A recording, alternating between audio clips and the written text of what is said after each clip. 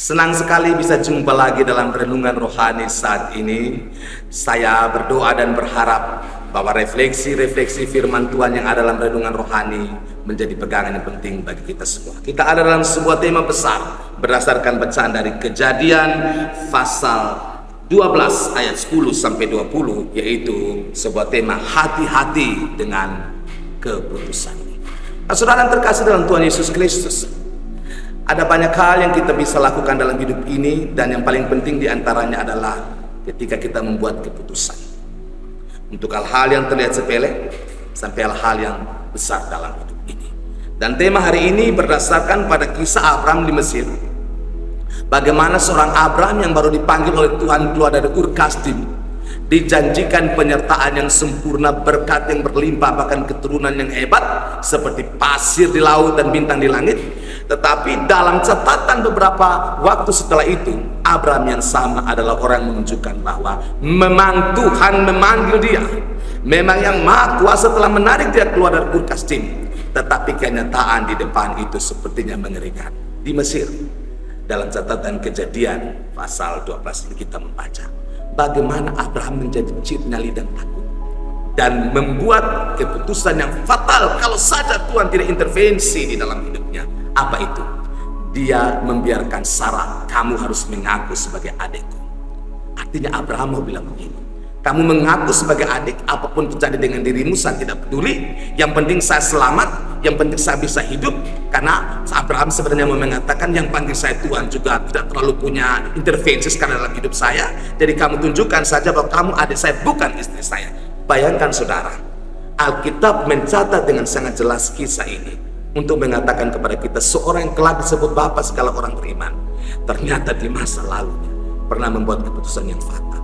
Kalau kita mau bicara dengan jujur, Abraham sepertinya menjual Sarah hanya untuk kenyamanan perut dan dirinya. Sebuah sifat pengecut yang ribuan tahun kemudian muncul dalam diri para keturunannya, termasuk Petrus yang menyangkal Yesus. Hanya karena ketidaknyamanan, dia mengatakan bukan sekadar tidak mengenal Yesus, tetapi terkutuk. Abram juga hampir melakukan hal yang fatal dan mengerikan. Puji Tuhan, Alkitab mencatat Tuhan intervensi dalam keputusan itu, sehingga penguasa di Mesir tidak menjadikan Sarah sebagai istrinya. Saya membayangkan reaksi Sarah waktu itu. Bagaimana mungkin laki-laki yang adalah suami saya, yang saya percaya siang malam keluar bersama-sama dengan saya dari Ur Kasdim, mendengar suara asing itu adalah laki-laki yang sama, yang tega membiarkan saya kelak kalau Tuhan tidak intervensi ditiduri oleh pria asing. Saudara bisa bayangkan kalau saja Tuhan tidak intervensi dalam keputusan kita.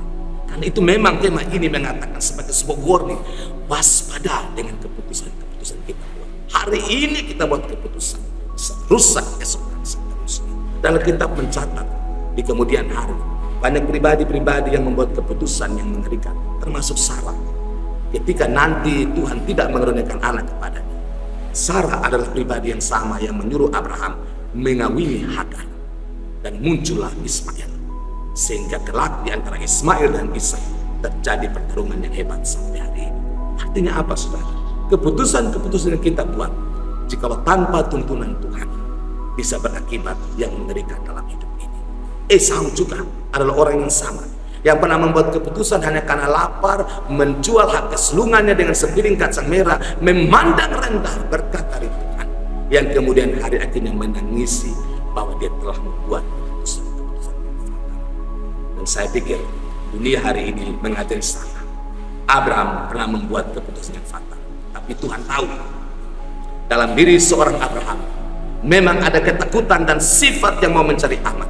Tetapi Tuhan tahu Abraham adalah pribadi yang sama, yang kelak akan belajar kesalahannya di masa lalu dalam hubungan dengan Sarah dalam bacaan ini, menjadi pribadi yang hebat, laki-laki tua yang kelak hampir dan rela mempersembahkan anaknya Ishak sebagai persembahan pada Tuhan. Artinya saudara-saudara, Tuhan itu tidak mau ikut campur dalam hal ini, membiarkan umat pilihannya memilih kehendak bebas atau free will yang bisa menghancurkan hidupnya hari ini dan selamanya. Tuhan campur tangan, dan ini disebut dengan anugerah. Jadi saya pikir ada saat dalam hidup ini saudara dan saya membuat keputusan yang fatal, keputusan yang keliru, yang bisa merusak karirmu, bisa merusak hubunganmu dengan persahabatan orang-orang yang mengasihi kamu, dengan keluargamu, termasuk dengan Tuhan. Tapi selalu ada cara Tuhan untuk melindungi kita.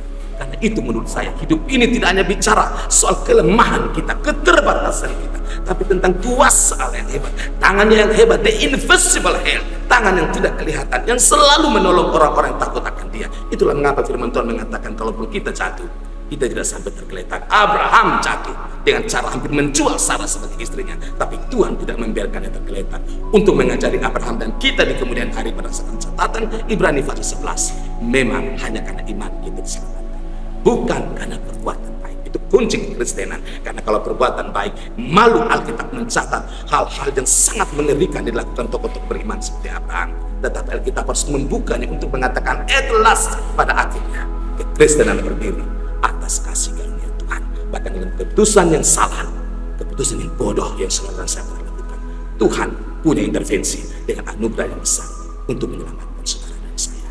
Berhati-hatilah dengan keputusanmu, lihatlah pada Tuhan, mintalah petunjuk Tuhan. Bagaimanapun Dia lebih rindu untuk kau dan saya, saudara dan saya, selamat daripada binasa dengan keputusan-keputusan kita yang keliru dan keluar dari jalannya. Tuhan berkati. Amin.